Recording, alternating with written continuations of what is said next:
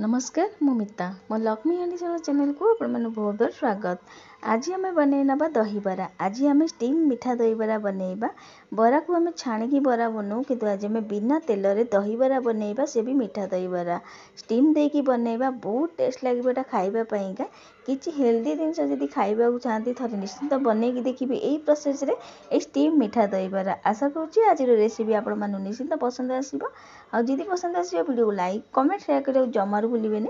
चलते देखना आज रेसिपी। तो स्टीम बरा करने प्रथम आमको बरा कर नबा। तो से देखी पाते आगु ही मुझे राति सारा बिरी की बतुरे देती। आठी मु गोटे ग्लास बिरी नहीं आ बिरी की मुझे राति सारा बतुरे दी धोईकी भल भाव में एमती बतुरे देती। आ बिरी बहुत बढ़िया भाव में बतुरी जाइए। आम बिरी की भल भाव में धोई आनिबा। तो ये देख पाते मुझे बिरी की भल भाव में धोई आनी पानी तो लिगट देती। गोटे ग्राइंडर जार सब जाक बिरी की देदबा। सब जाक बिरी की गोटे ग्राइंडर जार दे सारापर अल्प पानी देकी चिकन करके बाटी आनिया। मन रखिए बेसी पानी देबेनी। आम ये बरा करवा से काठुआ काठुआ करके बाटी नबा। तो अल्प टिके पानी देकी ये देख पाते मुझे बाटी आनी पूरा चिकन करके बाटे। जमार खद खदड़िया रखिए नहीं।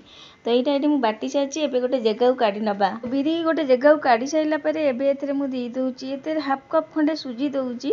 माने ये 5 बड़ चमच खंडे हम ये सुजी देती। सुजी निश्चिंत देवे आगू कहबी कौन पाइंका। फिर स्वाद अनुसार ये लुण दे दूसरी। सब जिनस को आम फेंटी नबा हाथ में हो कि बिटर थोड़ा से भी फेंटी पारती।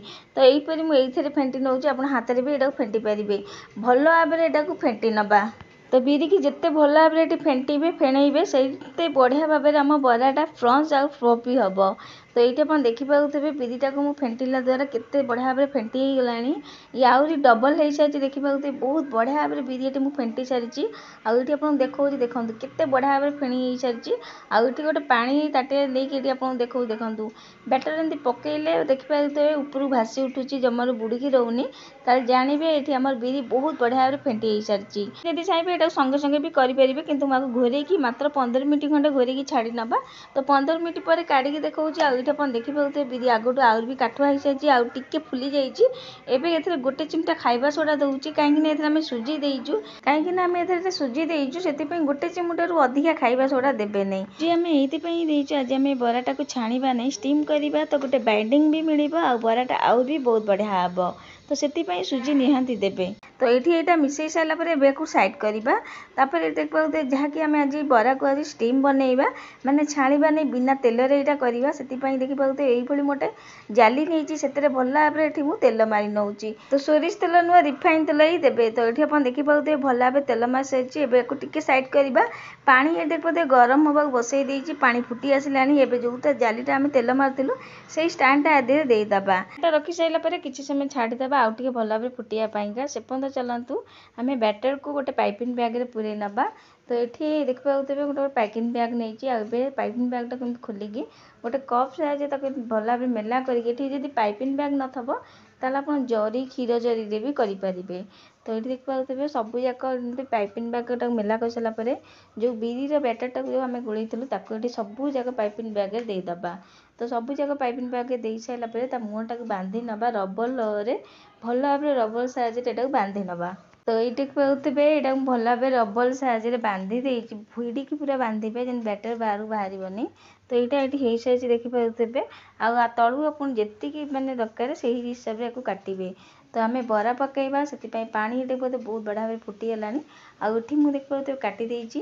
तो टिके छोट करके काटी आप आठू जब बड़ बरा दरकार तो बड़ भी काटी पारन। तो मुझे मीडियम साइज काटी छोट बड़ जो साइज आप बरा दरकार से साइज बरा पकई पारे।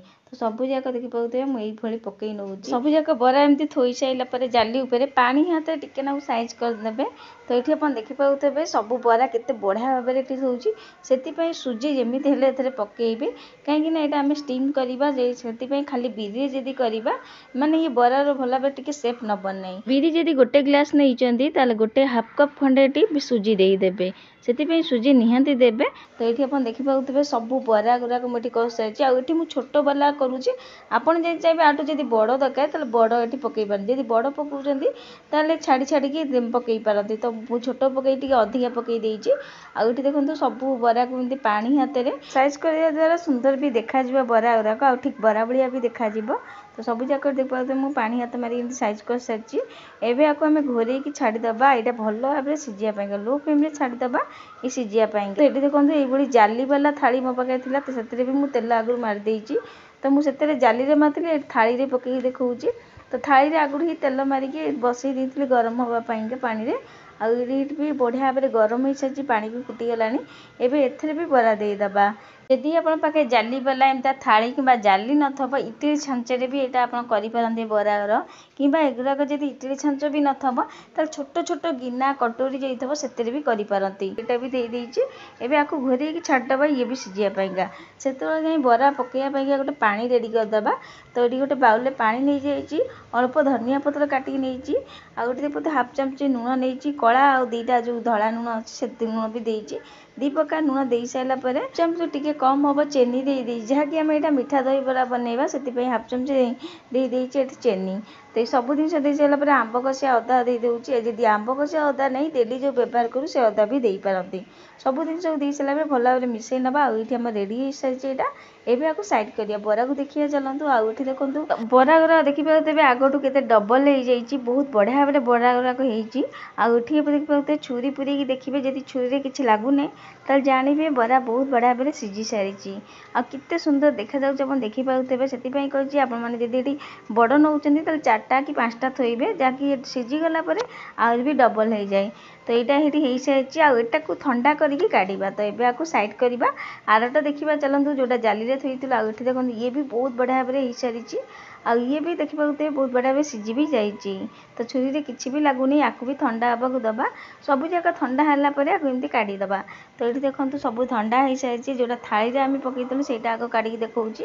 ଆଉ ଏଇଟା ଟିକେ ବଡ଼ ହେଇଛି ଦେଖିପାରୁଥିବେ, ଯାହାକି ଏଇଟା ମୁଁ ବଡ଼ ବଡ଼ ଥୋଇଥିଲି ଟିକେ ନାକୁ, ତ ଏଇଟା ଟିକେ ବଡ଼ ହେଇଛି। ତ ଥଣ୍ଡା ହେଲା ପରେ ଆରାମସେ ବଢ଼ିଆ ଭାବରେ କାଢ଼ି ହେଇଯିବ। ଆଉ ଏଠି ଆପଣ ପଛପଟ ଦେଖନ୍ତୁ କେତେ ଜାଲିଦାର ହେଇଛି, ଆଉ ଭିତରେ ବି ବହୁତ ବଢ଼ିଆ ଭାବରେ ସ୍ପଞ୍ଜ ହେଇଛି। ଏ ବରା ଗୁରା ଖାଇବାକୁ ବଢ଼ିଆ ଲାଗେ, ଏଇ ଷ୍ଟିମ୍ ବରା। ତ ଆପଣ ଏମିତି ବି ଏଇଟାକୁ ଖାଇପାରନ୍ତି କୌଣସି ତରକାରୀ ସହିତ, କିମ୍ବା ଏମିତି ବି ଏଇଟା ଖାଲି ବି ଖାଇପାରନ୍ତି, ବହୁତ ଟେଷ୍ଟ ଲାଗେ। ଏମିତି ବି ଏଇଟାକୁ ଖାଇ ହେଇଯିବ। ତ ଆପଣ ଦେଖାଉଛି ପାଖକୁ ନେଇକି ଦେଖନ୍ତୁ କେତେ ସ୍ପଞ୍ଜ ହେଇଛି, ଆଉ କେତେ ନରମ ହେଇଛି ଦେଖିପାରୁଥିବେ। ତ ସବୁ ଯାକ ଗୁରା କାଢ଼ି ନେବା। ଜାଲିରେ ଯେଉଁଟା ଆମେ କରିଥିଲୁ ସେଇଟା ବି ବହୁତ ବଢ଼ିଆ ହେଇଛି। ଆପଣ ଦେଖିପାରୁଥିବେ କେତେ ବଢ଼ିଆ ଭାବରେ ଉଠି ଯାଉଛି। ସେଥିପାଇଁ ତେଲ ଏଥିରେ ଯେମିତି ହେଲେ ଟିକେ ମାରିବେ, ଯାହାଦ୍ୱାରା ଇଏ ସିଝିଗଲା ପରେ ଆରାମସେ ଉଠିଯିବ। ତ ଏଇଟା ଏଠି ସବୁ ଯାକ ବରାକୁ କାଢ଼ି ସାରିଲା ପରେ ଯେଉଁ ପାଣି ଆମେ ରେଡ଼ି କରିଥିଲୁ ଆଗରୁ ସବୁ ଯାକ ବରା ଗୁରା ଏଥିରେ ଦେଇଦେବା। ଯଦି ଆପଣ ଚାହିଁବେ ଏଠି ଦହି ବି ଦେଇପାରନ୍ତି, ତ ମୁଁ ଏଠି ଦହି ଦେଇନି। ତ ଏଠି ପୋଦିନା ପତ୍ର ଦେଇପାରନ୍ତି, ମୁଁ ଧନିଆ ପତ୍ର ଦେଇଛି, ବହୁତ ବଢ଼ିଆ ବାସ୍ନା ବି ଏଥିରେ ଆସିବ। ତ ସବୁ ଯାକ ବରାକୁ ଦେଇ ସାରିଲା ପରେ ତ କିଛି ସମୟ ପାଇଁ ମାନେ ଘଣ୍ଟାଏ ପାଇଁକା ଆକୁ ଛାଡ଼ିଦେବା ଏଇ ପାଣିରେ, ଯାହାକି ପାଣି ଭଲ ଭାବରେ ସୋପ୍ କରିକି ବରା ଆହୁରି ବି ଫୁଲିକି ସ୍ପଞ୍ଜ ହେଇଯିବ। ତ ଏମିତି ଥାଳି ସାହାଯ୍ୟରେ ଏମିତି ରଖିଦେବେ, ଯାହାକି ଇଏ ଆଉ ଟିକେ ଭଲ ଭାବରେ ଦବିକି ବଢ଼ିଆ ଭାବରେ ହେଇଯିବ। ତ ଏଇଠି ଦେଖନ୍ତୁ ପୁରା ଘଣ୍ଟାଏ ପରେ ଦେଖାଉଛି। ଆଉ ଏଠି ଦେଖନ୍ତୁ ବହୁତ ବଢ଼ିଆ ଭାବରେ ପାଣିକି ସୁପ୍ କରିସାରିଛି ବରା ଗୁରା, ବହୁତ ବଢ଼ିଆ ଭାବରେ ସ୍ପଞ୍ଜ ହେଇଛି। ଆପଣ ଦେଖିପାରୁଥିବେ ଯେମିତି ଆମେ ତେଲ ବରାକୁ ପାଣିରେ ଦହି ପାଣି କିମ୍ବା ପାଣିରେ ପକାଉ, ସେଇଭଳି ଏଇଟାକୁ ଟିକେ ପାଣିରେ ପକାଇଦେବେ ଆପଣ। କିଛି ସମୟ ପାଇଁ ଛାଡ଼ିଦେବେ, ଦେଖିବେ ଆଗଠୁ ଆହୁରି ବି ବରା ଗୁରା ବହୁତ ସ୍ପଞ୍ଜ ହେବ।